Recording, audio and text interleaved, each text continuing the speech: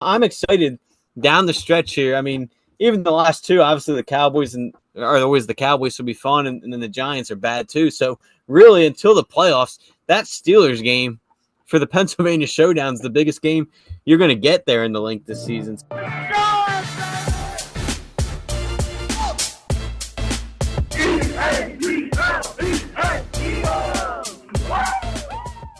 Hello, everyone. Welcome to Philly Sports Now, a Philly fan podcast. My name is Zach. With me is Andrew, and we're back to talk all things Philly sports. Now that Thanksgiving and that holiday week is over, I would like to say happy Thanksgiving to everyone. I'd also like to give a sincere apology. We have one recording in the books that is just now dead. I wanted to release it. I might still, I guess, but when you get to these new episodes and you have a week to release something that is now old news. Like there's so much that's happened since the last episode. It just feels so outdated already. So I don't think it's smart to release that episode, but it's technically been 4 weeks since our last recording, at least Eagles wise. And since we've released anything, last time we talked, that has been released on YouTube and Spotify, which thank you everyone that's subscribed. Help us get to just keep, subscribe if you're not. Last time we talked, the Eagles had just beaten the Jaguars. And the Eagles are still undefeated. And that's wild that 4 weeks later, here we are at 10-2. And I mean, not only first in the NFC East, but now fighting for first in the NFC as a whole. Let me mute my phone real quick. That's the Sixers update, getting ready for the game. We will talk a little bit Sixers. As always, resident Sixers fanatic Andrew will fill us in a little bit here and there. And but yeah, let's talk some Eagles. I mean, there's the obvious elephant in the room, which is I hope everyone has given Sirianni his flowers, his due. Everyone owes Sirianni an apology that needs to give one. It's absolutely absurd. I was watching something who talked about how Detroit, I forget the exact record, but essentially the head coach was on a major losing streak. The ownership came out and said, we're riding with this guy. And they've just been winning nonstop ever since. And it's a funny thing how you have to let a team play out. And when Sirianni is just literally undefeated right now, he is one of statistically the best coaches in Eagles franchise history. It's amazing. Like, you can sit here and critique him. That's certainly what we've done as a Philly sports podcast. But to say he needed to be fired at any point was always ridiculous. And I don't want to harp on this too much. We definitely talked about this in the last episode that was unreleased. So Andrew, I'm sure, is tired of hearing it.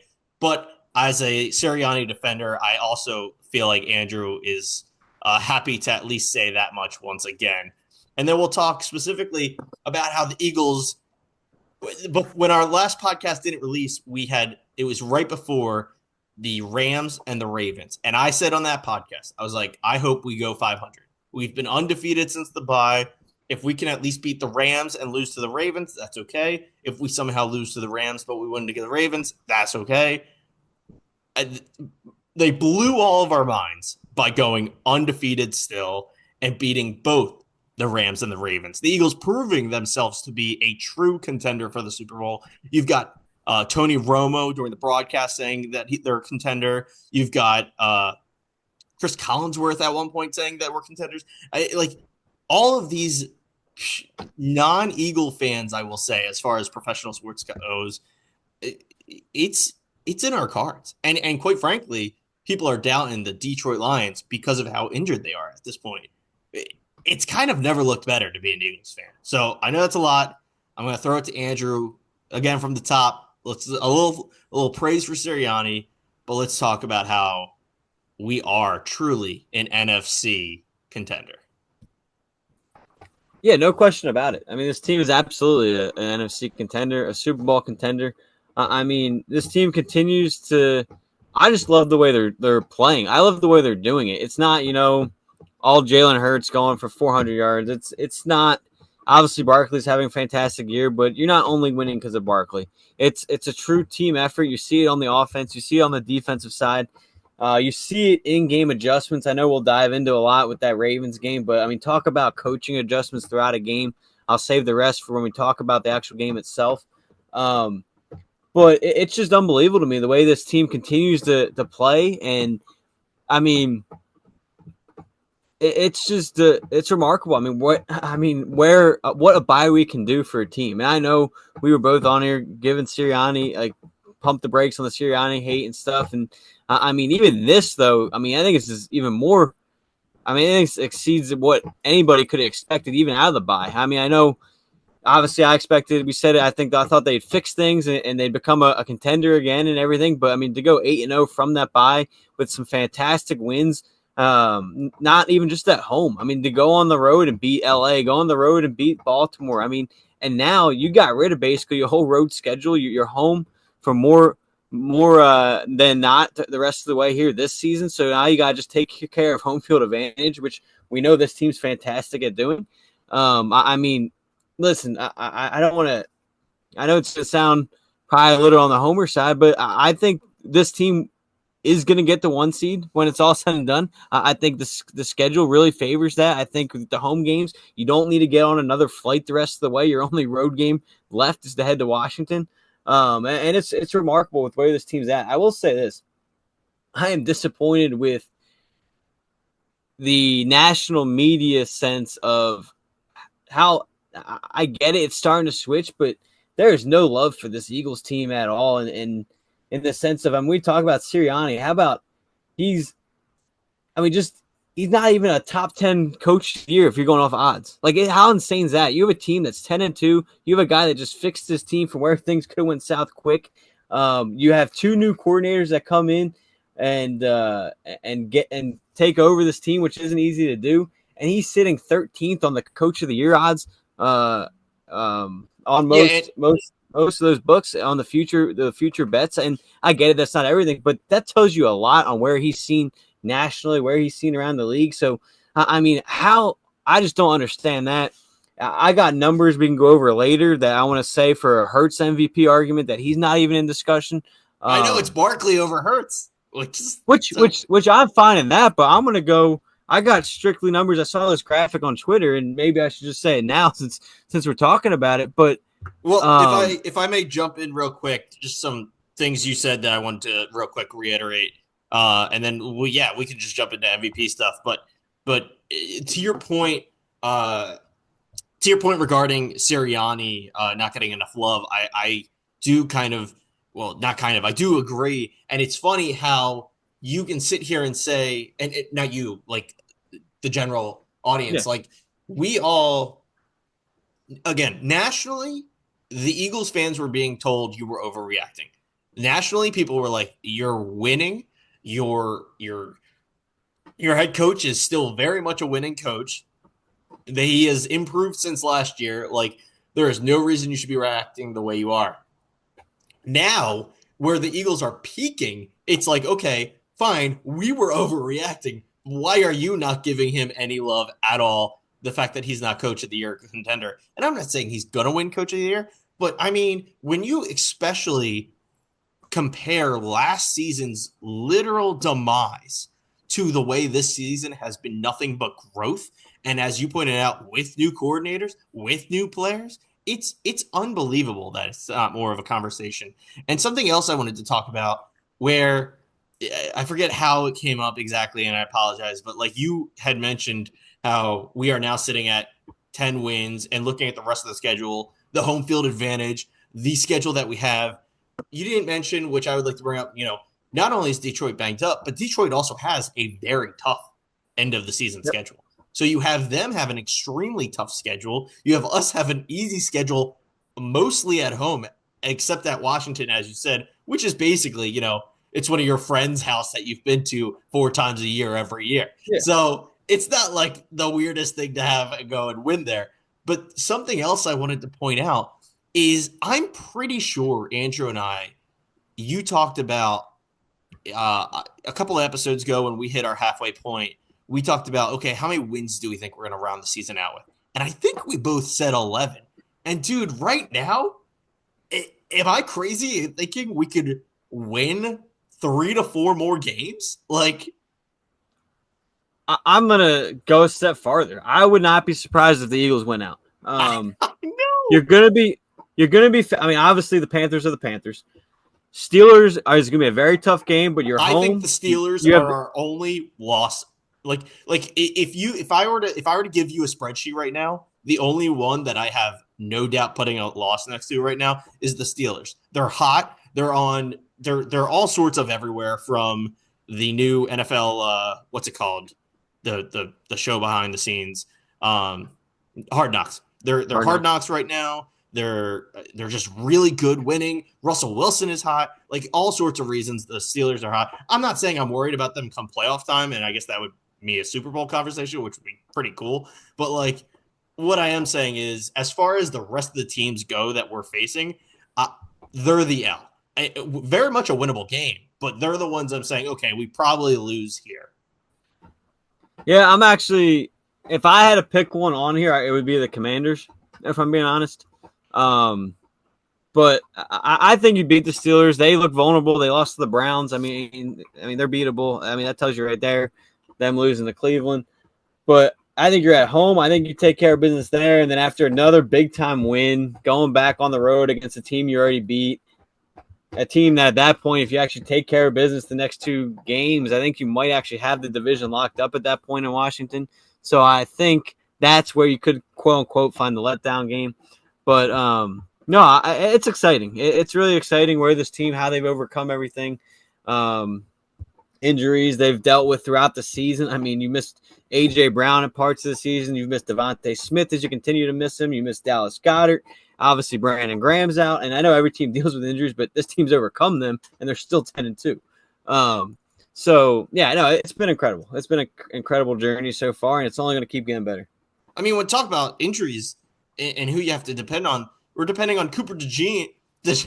God damn it, I messed his name up right away. Cooper DeJean, Cooper DeJean, as they're saying now. Yeah. He gets thrown into the mix his rookie year. And this dude's a stud at 21 years old, and everyone's chanting his name right now. It's amazing. Yeah, no, seriously. I mean, and again, that's why Howie Roseman. I'll say it now. If he doesn't, it's ridiculous. But that's why he's going to win another executive GM award at the end of the season. I mean, just an incredible draft class he had. I mean, the top two cornerbacks in the draft he finds a way to get. Mitchell's going to be up there for defensive player of the year, or rookie defensive player of the year. Sorry. Then you just mentioned Cooper.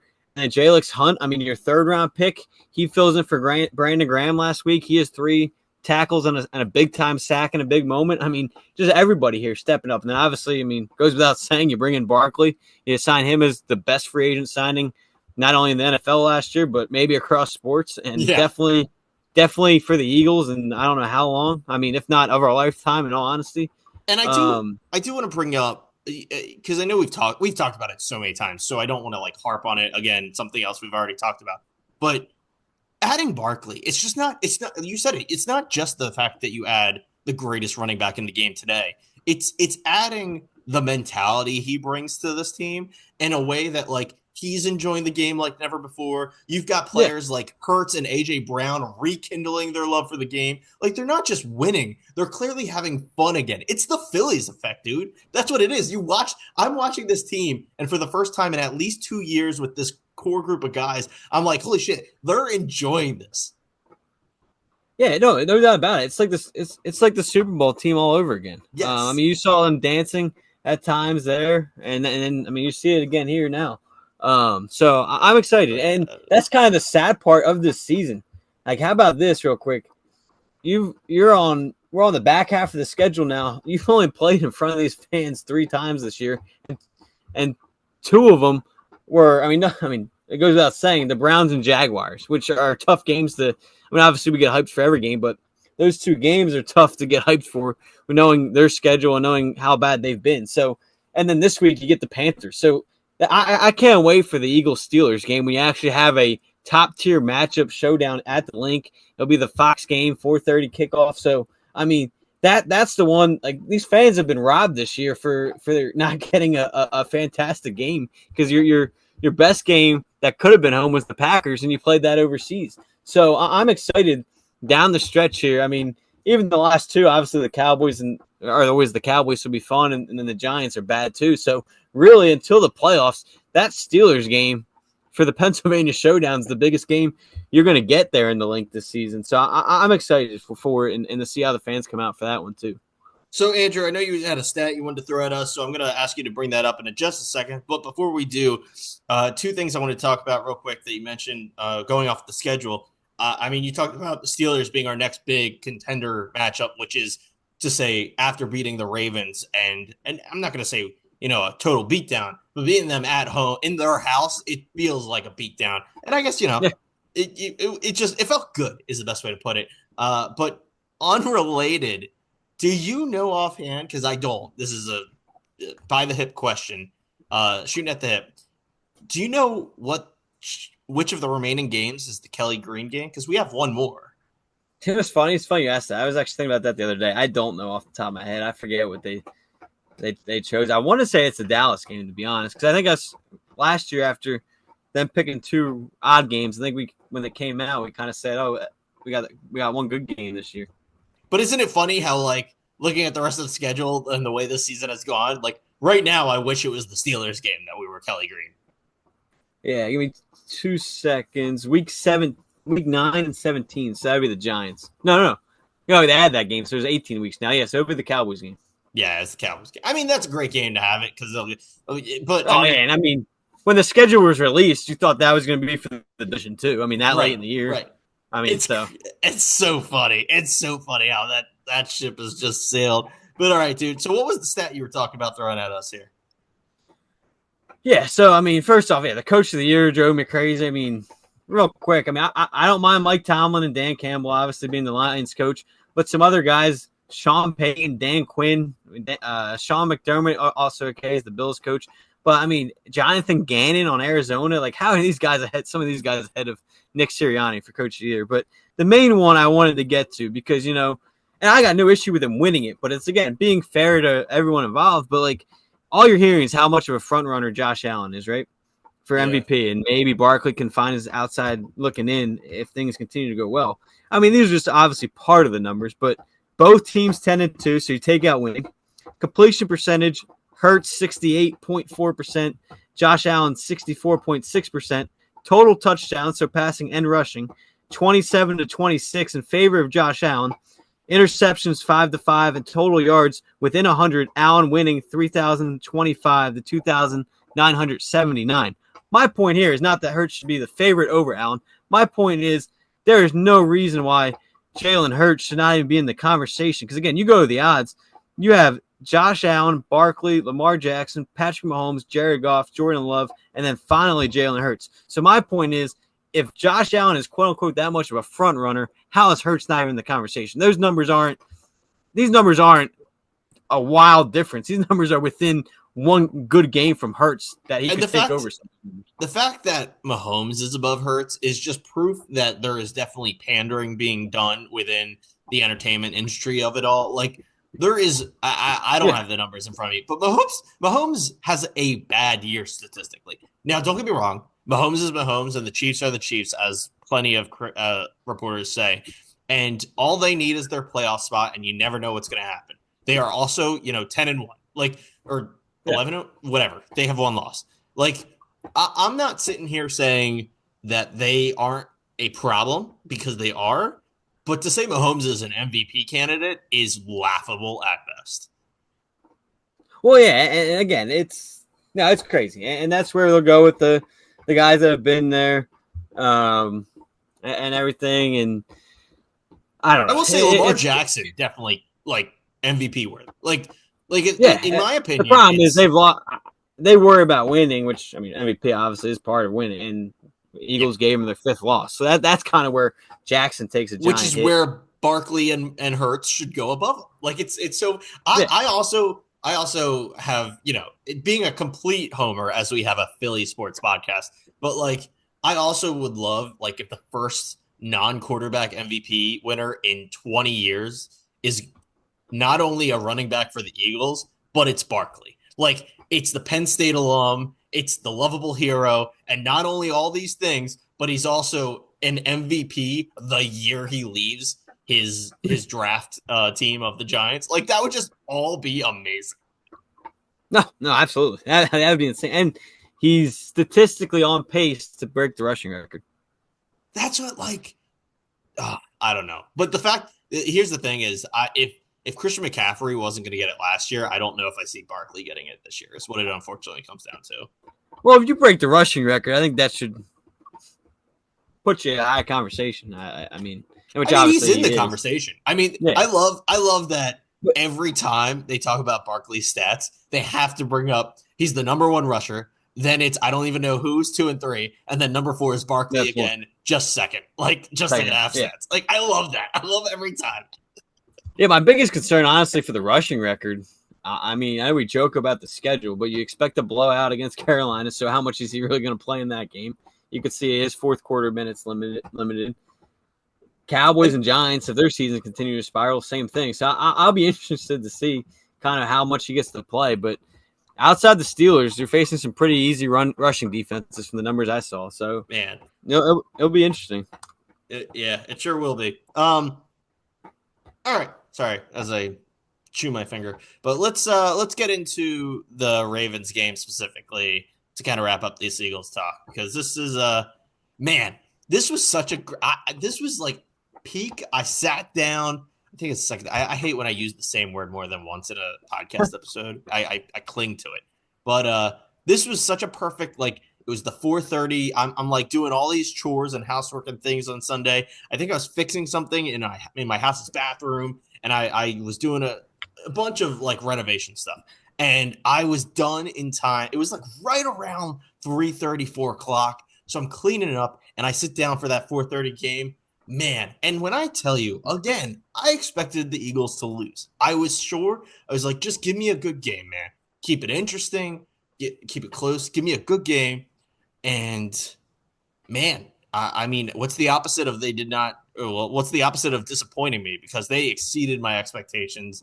I mean, sure, you have to talk about everyone talking about what is it, Tucker missing the field goals for Baltimore. But at the same time, you know, I think it was Anthony Gargano who said it. But like you have to if Tucker makes even one of those field goals, the offense and defensive schemes of the Eagles changes. You have to adjust to what just happened. Those 3 points, those 6 points mean something. And the way this Eagles team plays, I trust that they would have adjusted correctly. I think they know.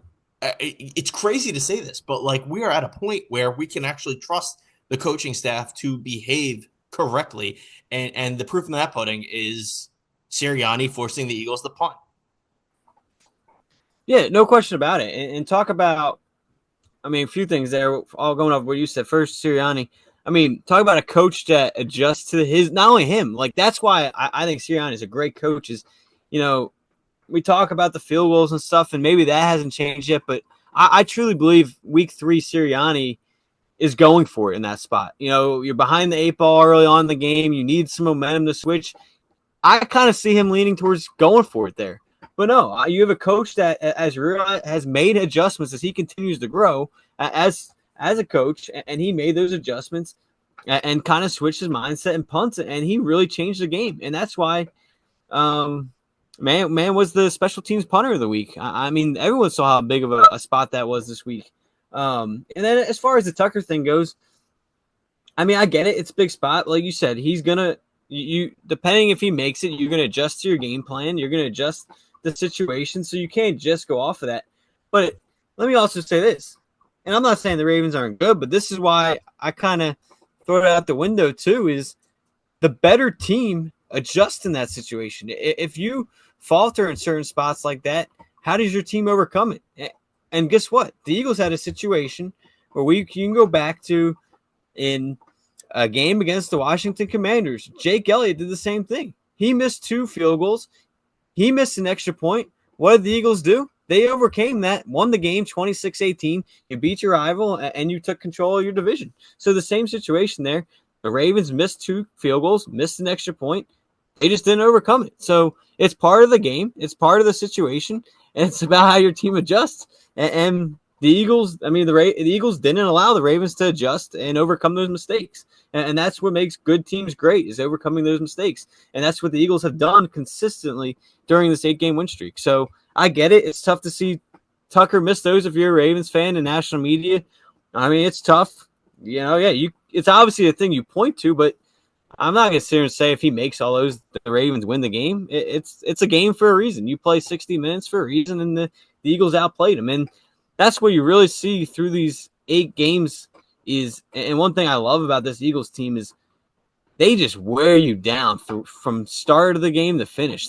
And they clearly don't care how they start a game. It's like their whole mentality, you can tell, is just stay in the game, make it winnable at halftime. In the second half, we're gonna strike.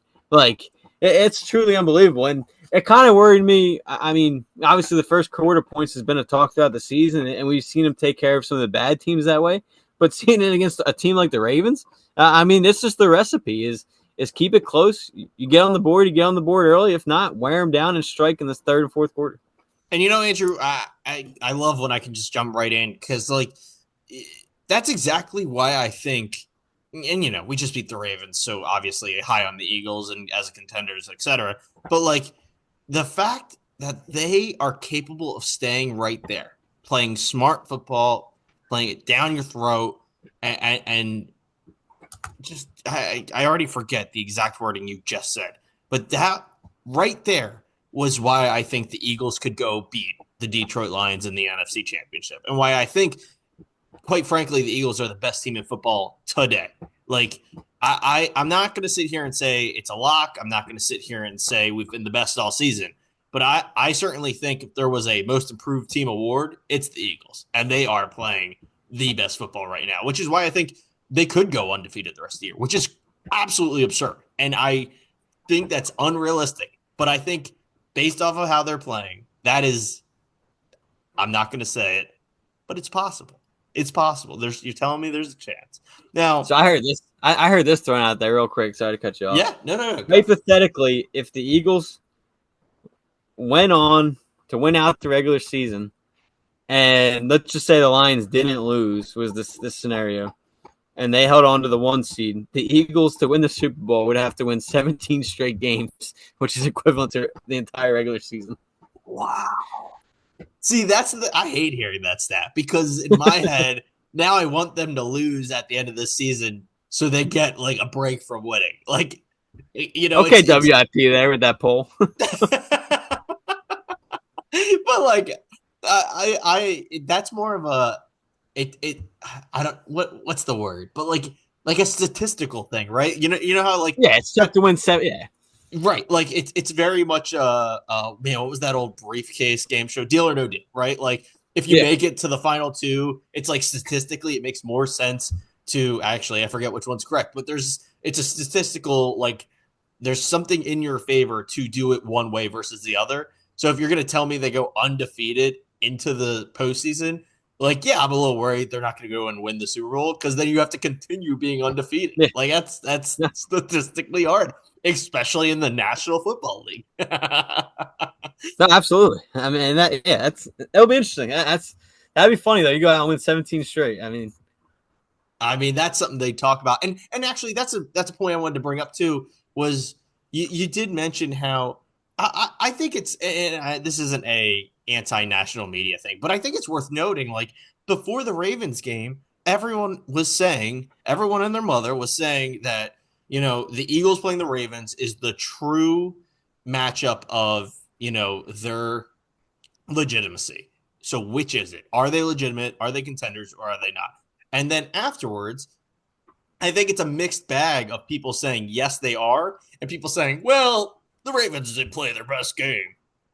And that's all the respect in the world to people saying, yes, they are, because if you're just saying the Ravens didn't play their best game, you're just making excuses up at that point. You're looking for a reason for the Eagles to not be in contenders. And the playoffs are the playoffs. The Eagles could go lose the first round, or if they get a bye, the second round. I don't know. But they might not even make it to the Super Bowl because that's how professional sports works. However, you can't sit here and say they're not contenders because the Ravens didn't play their best game. That's just That's absolutely nonsense, and I think karma's going to get you in the end. Andrew, And to that point, that's one of the questions I hate the most too. On the other side of it is, I've heard other questions. Oh, with how good the Eagles are doing now, is it a Super Bowl or bust season? Is it a disappointing season if you don't make the Super Bowl? And I'm just like that might be one of my biggest hated pet peeve questions in sports.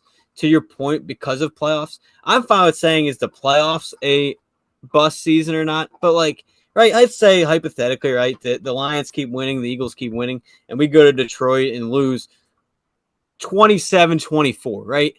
As disappointing in that time it's going to be. I can't sit here and say, "Oh boy, what a disappointing season the Eagle." Like, you know what I mean? Because like yeah, you lost to a team that's playing just as good as you. It's not a bust of a season at that point. Now, yeah, you go. That's why that drives me crazy. That kind of question, just because that point too. And yeah, you go to the Super Bowl and lose to the Chiefs or the Bills, right? I mean, I'm not going to sit here and say it's a bust of a season. I mean, I I don't know. also I think along that line, like it's crazy to look at last season and how bad it ended. Like you have to say this season is an improvement. Like honestly, anything short of, and I feel like I jinxed us last year on the podcast, and I might do it again now. But like, as long as you don't lose out the season, I think this season is a success, right? Like that would be crazy. But it's my issue, and I'd like to wrap up the Eagle stuff but like say your last part after this. But my issue with the Super Bowl or bust, it isn't so much of if we don't win the Super Bowl, well, like it wasn't worth it. Like it's not that. My thought process is more. Again, this is the statistical like analysis in me, but statistically, Barkley isn't going to have the season he had this year next year. Like you're just not going to match that. Yeah, Like, and I would hate to lose this just absolute monster on the field. And like we're not going to lose him. He's going to play next year. But like I mean, he's just so freaking good, and I just want to see it end in a good note for him. no, absolutely. And you got to see it continue to do well. But no, yeah, I think, like you said, it's tough to match this. Like it's and that's what be funny. We'll hear all next year too. Oh, Barkley not having a good year as last year. Well, yeah, it's tough to break the rushing record again, right? If he goes on to Yeah, do it. well, So no, yeah, I mean, but no, it's gonna be a fun end, and I mean, this team's only continue to grow. I mean, the biggest thing. And I mean, I hate to. I mean, I get it. Everyone's going to say no easy games in the NFL and stuff, but I mean, we fully expect to win on Sunday. Biggest thing out of that one is coming out healthy as can be as well. I mean, so we'll see. It sounds like you're getting Devontae Smith back, which will be exciting. So you kind of see him, and I think it's a perfect game for him to ease back into it, get ready and for the that's Steelers. what I would So want to add to that is that like even though you're getting Devontae Smith back, you want to play this smart, right? You don't need to go 110%. You don't need to go 100% against the Carolina Panthers. Like, sorry to insult Panthers fans, but you just don't. And to that note, it's a matter of play smarter, not harder. yeah, Moving on from the favorite to the disappointment in the family, let's talk about the 76ers. Now, they're currently winning right now. I just had it up 17-16. Maybe scores change in the past like 30 seconds. Uh, they're on their biggest win streak of the season going into today's game at 2, and they are currently 5-14. The Sixers are riddled with issues, is the best way to put it. I'm going to let Andrew talk the most because he knows the most about the Sixers. However, I'm not going to sit here and say I'm not disappointed already. I think there's a lot to be frustrated with. I think frustrated is the best word because it's, don't get me wrong. It's weird. It's a weird time. It feels like you've got the team changing again, but it just feels like we're in that rotation. And I think that's what's most frustrating is you just feel like you're going through the same shit, the same cycle we've already been in, and it's just rinse and repeat. And yeah, and the losing's just worse than ever before. Like that's kind of the real issue. Now that being said, I did want to talk about that. I feel like the thing I'm hearing the most recently, and I love to hear your opinion on this because I know Andrew, likes the players in general, stands up for them for the most part, and I'm not really going to bat for that one way or the other right now. The thing I'm most interested in, I've been hearing a lot of chatter, and yes, I listen to a lot of PHLY, but like I've been hearing a lot of chatter, and a lot of people are doing nothing but being angry at Nick Nurse. And I've just got to say, out of all the people in the room for the 76ers, I I don't think Nick Nurse is the proper person to point a finger at. And I'm really curious what you have to say on that because it's just absurd to me. You're going to go from blaming Brett Brown to Doc Rivers to Nick Nurse and be like, it's coaching again. Like, I don't know. Maybe you're about to say the same thing, but I think it's laughable to, as a fan, to as a critic, sit here and say Nick Nurse is the problem. Yeah, I think that's a tough road already. I mean, with what Nurse has been dealt this year, um, I mean, I think any coach you can pick your favorite, you can pick the best of all time. I mean, it's a tough road to win here when he's been dealt with. I mean, I think quote unquote the big three. He's not even played a full game. I think the game that they actually all did three suit up for, I think Paul George left early. So I mean, with that being said, I mean Maxi's missed time, George's missed time, and B goes without saying. Kyle Lowry's missed time, Caleb Martin's missed time. So I mean, I think to sit here and say it's the coach's fault or the coach should be fired is just unfair to him. I mean, I don't get that standpoint. I get it. He can make adjustments sitting here and there. He can make adjustments. But I mean, again, there's only so much you can do. I mean, take tonight's game, for example. I mean, you're missing Paul George and Embiid, along with Kyle Lowry on a back-to-back. So, again, I don't know what he's supposed to do against a team that's playing very well. So I think it's unfair to sit here and say that to him.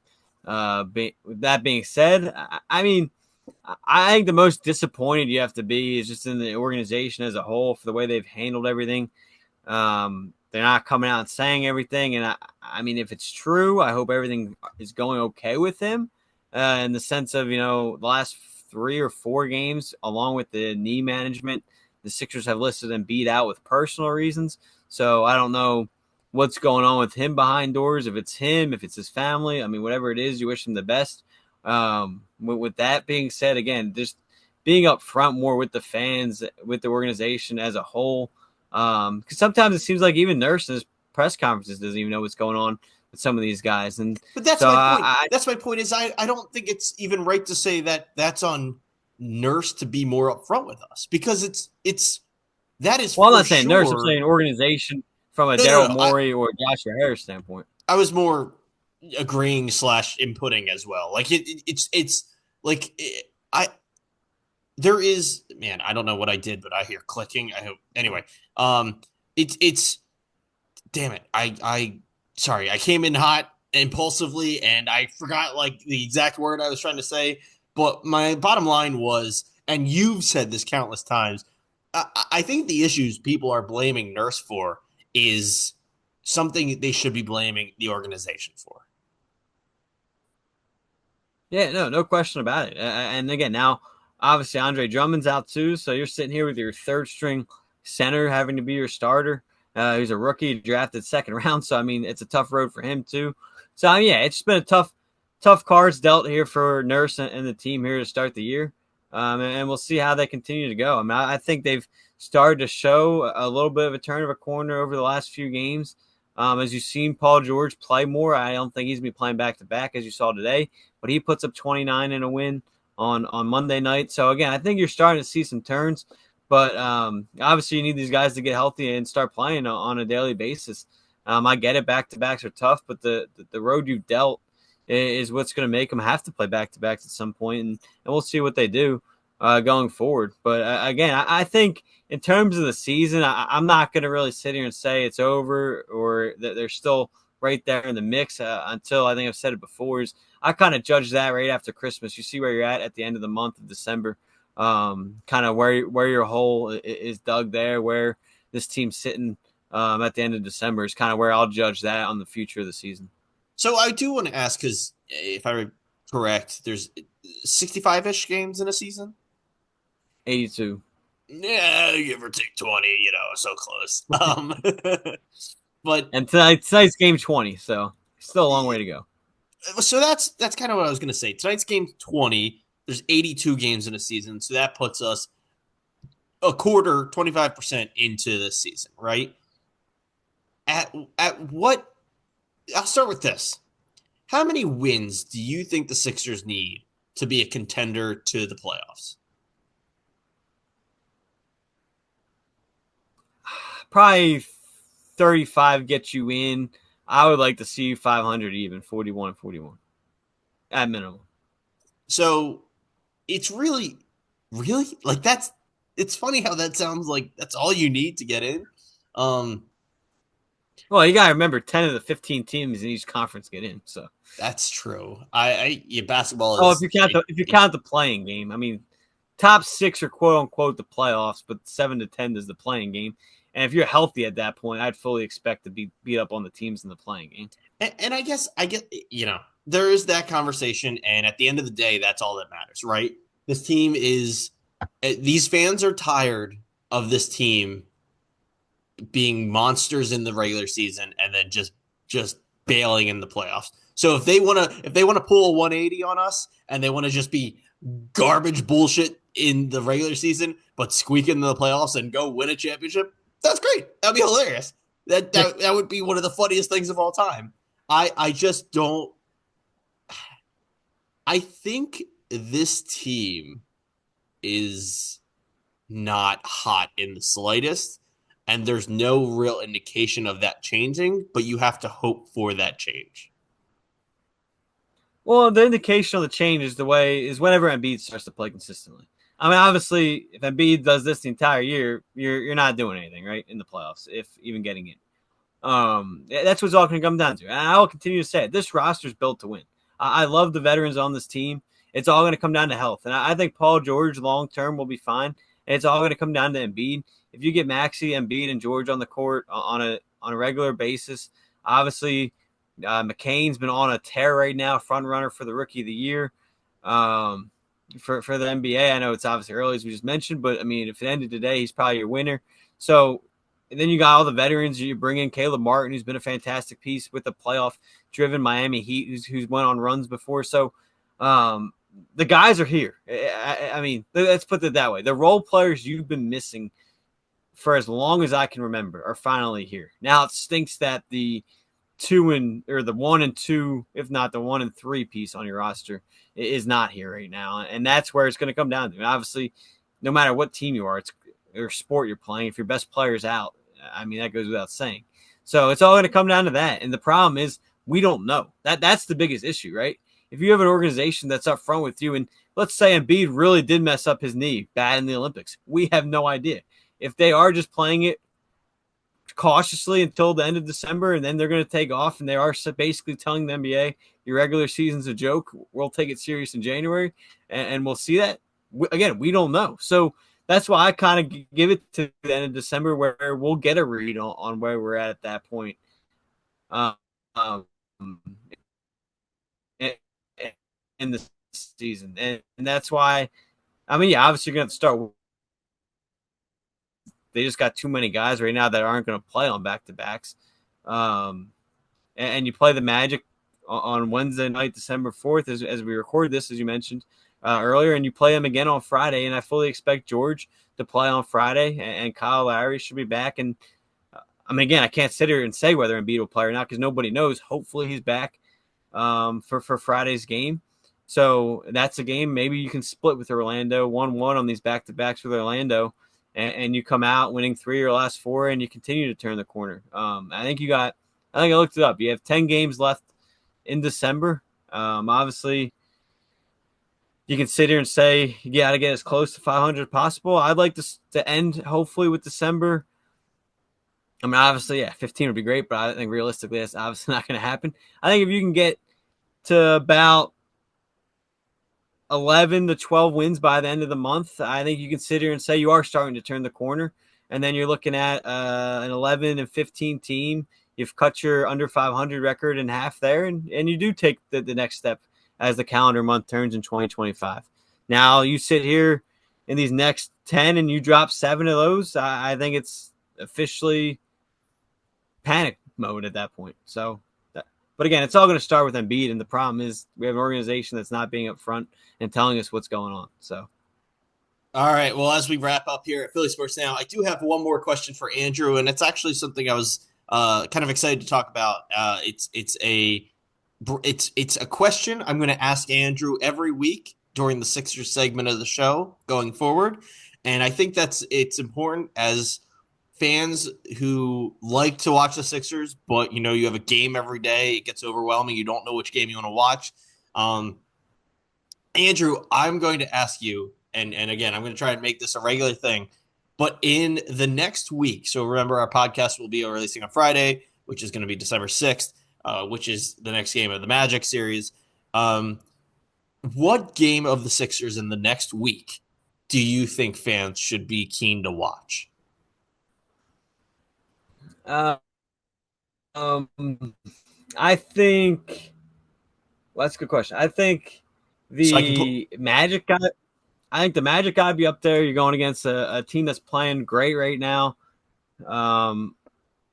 Again, you face them again at home on Friday, so I think that game's got to be circled. You probably at this point you're going to want revenge on them with what happened. So today, what? With what happens today, you mean? Yeah, because again, it's gonna be tough to win without all the guys you're missing. So you fully expect a loss. You already lost them once this year, so you'd be 0-2 with them going into Friday. The Wagner brothers are pretty good, so they got some guys on their team that are fun to watch. We'll see if they get Banchero back, their star young player that's been out. So I think that game's got to be on tap for a big game to watch. All right, well there you go. Be sure to watch the Sixers versus the Magic Friday, December 6th, 7 p.m. Again, this episode should be going up Friday morning, so it shouldn't be an issue, but we shall see. Thank you, everyone, for listening to Philly Sports Now, a Philly fan podcast. You can find us on the internet. Go search. We're everywhere. There's description information. We're all down there. If you haven't already, subscribe on YouTube, The Philly Gamer. And thank you for people that have subscribed. Let's keep it going. Again, trying to get back into the rotation, especially with the rest of the Eagles season. Not too many weeks left. Every Friday, new episodes on YouTube and Spotify and wherever you can find a podcast. Thank you, everyone, for listening to Philly Sports Now. And as always, go Birds. Good night. Go!